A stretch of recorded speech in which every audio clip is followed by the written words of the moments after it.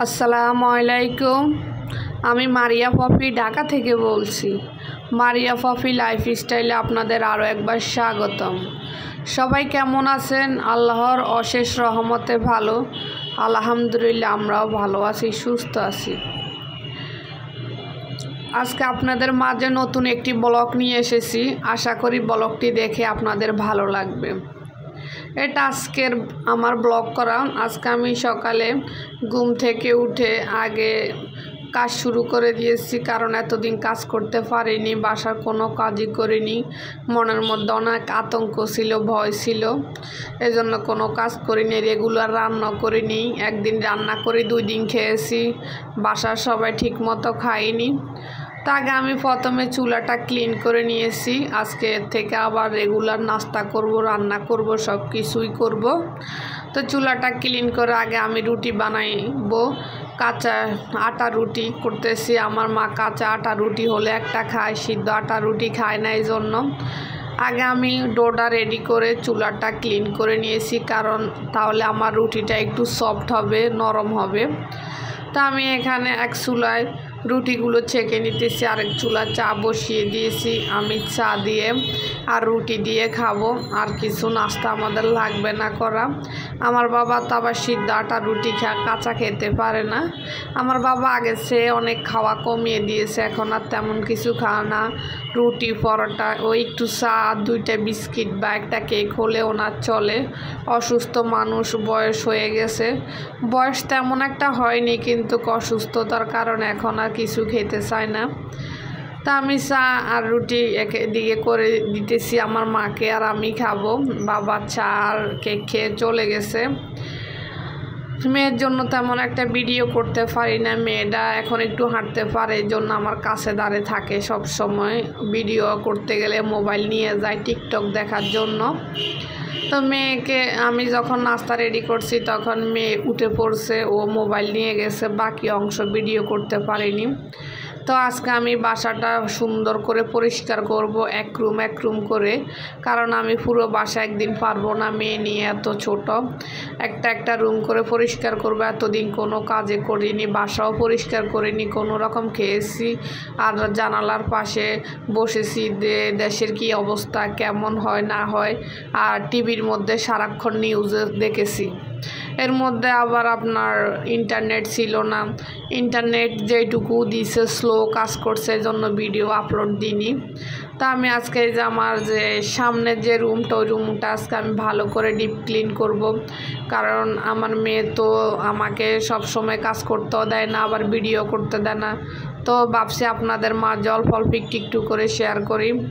আপনারা যদি আমার চ্যানেলে নতুন হয়ে থাকেন, প্লিজ চ্যানেলটি সাবস্ক্রাইব করে বেল বাটনটি অন করে দিবেন। আমার ভিডিও কোনো অংশ আপনাদের যদি ভালো লেগে থাকে তাহলে লাইক দিয়ে রেগুলার আমার পাশে থাকতে পারেন। আপনারা আমাকে একটু সাপোর্ট করেন, আমি যেহেতু সামনের দিকে এগিয়ে যেতে পারি। তো এখানে গতকালকে আমি কিছু জামা কাপড় মেশিনেও ধুয়েছি, হাতও ধুয়েছি। মেশিনে তো বেশি জামা কাপড় দেওয়া ঠিক না, এই জন্য আমি বেশি জামা কাপড় মেশিনে ধুই না। আবার এই হাতে ধুই অনেক জামা কাপড়, আমি আমার মেয়েরগুলো বেশি আমি হাতে ধুই। এদিকে কদিন বৃষ্টি বাদল ছিল, আমি আবার বৃষ্টির দিনে জামা কাপড় ধুই না। আমি বাসা রোদ ছাড়া কখনো বাসা জামা কাপড় শুকাই না। বাসা জামা কাপড় শুকালে কেমন একটা ভাবসা গন্ধ, তারপরে ভালো লাগে না, এই জন্য আমি টাটকা রোদে জামা কাপড় শুকানোর চেষ্টা করি। তো যেদিন দেখি একটু রোদ উঠে, ওই দিনে আমি দরকার হয় ডাবল জামা কাপড় ধুই। তা আমি গতকালকে একটু রোদ ছিল দেখে আমার মেয়ের, আমাদের সবার জামা কাপড় ধুয়ে নিয়েছি। আজকে আর ধোয়া লাগেনি, কালকে আমার সব হয়ে গেছে ধোয়া।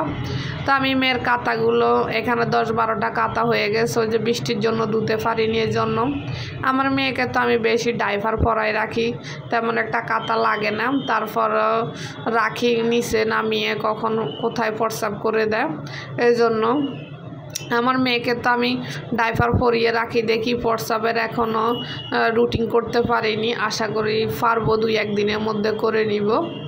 তা আমি এখানে কাঁথাগুলো যেগুলো নতুন এগুলো তুলে রাখবার, যেগুলো আমি লোক দিয়ে সেলাই করছি। কিছু কাঁথা আমি বাড়ির থেকে সেলাই করে আনছে, আর বাকিগুলো আমি নিজে হাতে বানাইছি।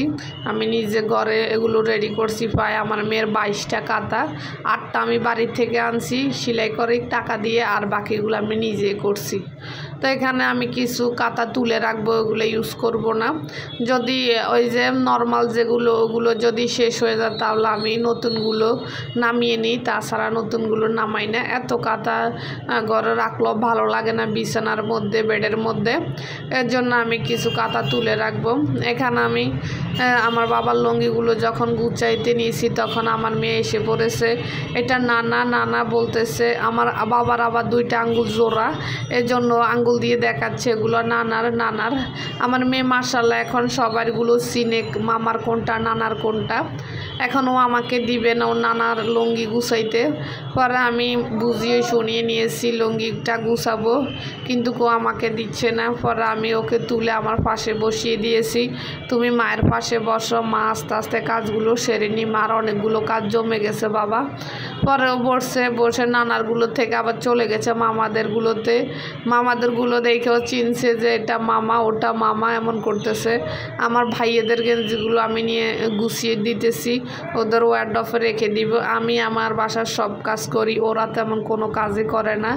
আমি সব কিছু ধুয়ে পরিষ্কার করে ওদের ওয়ার্ডরোবে রেখে দিলে ওরা একটা একটা নিয়ে গায়ে দিয়ে বালতির মধ্যে রাখে, ওয়াশিং মেশিনে রাখে। আমি সবগুলো একসাথে করে ধুয়ে দিই। এখন ও গেঞ্জিগুলো দেখে চিনছে এটা মামা ওটা মামা। এখনও ছোটো মামা বড় মামা বলতে পারে না, কিন্তু মামাদেরগুলো চিনে। পরে আমি মেয়ের আলমারিতে রেখে দিলাম। তারপরে বাবারটা বাবার ডয়ারে রেখেছি, ভাইয়েরটা ভাইয়ের ডয়ারে রেখেছি। রেখে আমি এই যে এই টেবিলটা ক্লিন করে নিচ্ছি। এটা টি টেবিল। আমার মেয়ের জন্য 2টা বই এনেছি, বইগুলো আত্মীয় স্বজনের আসাতে ছিঁড়ে ফেলেছে ওদের বাচ্চারা এসে। পরে মেয়েকে এগুলো দিয়ে বসিয়ে রাখলাম, একটু কাজ করতে পারি এই জন্য এটা দিয়ে কাছের ধারে বসিয়ে রাখি। অন্যান্য ওকে শিখা পশু পাখি, তারপরে আঁকার শিকার, এগুলো শিখাইলে ও নিজে আবার বলার চেষ্টা করে। এখন তোর মুখ ভালো করে সরেনি, এই জন্য মেয়ের জন্য বাসাটা ভালো করে ক্লিন করেও রাখতে পারি না। মেয়ে অগুছালো করে ফেলা, ওর পুরা খেলনা সবগুলো খেলনা দিয়ে পুরা বাসা ভরে রাখে। তারপরে আমার মা আবার এগুলো আমার আবার ভালো লাগে না সারাদিন গাছ করতে। তো মা ওর যে নিচে ওর 2-3টা বালতি নিয়েছি ওর যে খেলনাগুলো রাখার জন্য। তো মা রাখে তুলে। আমি যখন কাজ করি 2-3 ঘন্টার মধ্যে কাজ করে নিই। আমি সারাদিন আবার কাজ করতে আমার ভালো লাগে না, এই জন্য বাকিগুলো মা করবে। আমি এখন একটানা সব কিছু করে নিচ্ছি।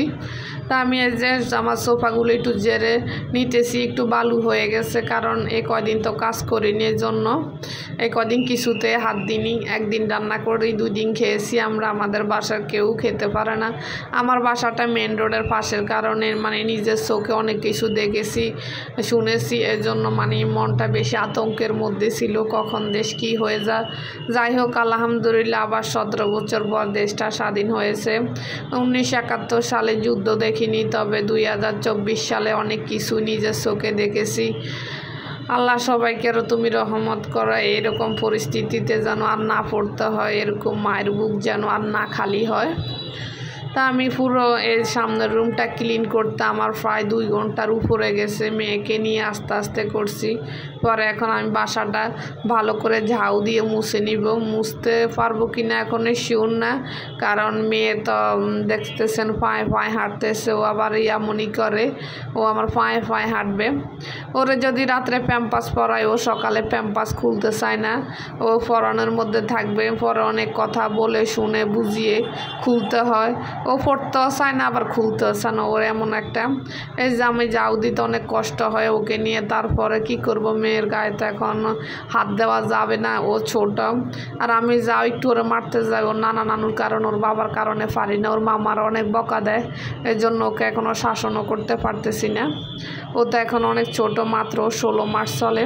তো দেখেন আমার পুরো বাসাটা সুন্দর করে নিয়েছে। আমি সামনের রুমটা আজকে সুন্দর করছি, আল্লাহ যদি বাঁচিয়ে রাখে আবার অন্য কালকে আবার অন্য কোনো রুম ধরবো। তো আজকে এই পর্যন্ত। আল্লাহ হাফিজ, আসসালামু আলাইকুম।